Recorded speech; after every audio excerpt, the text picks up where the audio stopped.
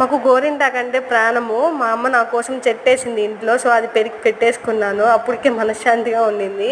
So ఇంకా tea మార్నింగ్తో మాకు tea అంటే ప్రాణం. ఉదయాన్నే లేచి టీ తాగందే మాకు డే స్టార్ట్ అవ్వదు. సో దోశ వేయమనింది అమ్మ, దోశ వేశాను. కారం కూడా నేనే చేసినాను. సో పుచ్చకాయ మా నాన్న తెచ్చాడు. సో మా ఇంట్లో పుచ్చకాయ తిన్నంత బాగా ఇంకేమి తినరేమో అనిపిస్తుంది. సో బెండకాయ ఫ్రై, నాన్ వెజ్ యాక్చువల్గా సండే మా అమ్మ నేను తిననని బెండకాయ ఫ్రై పప్పు చేసింది. చాలా బాగా చేసింది.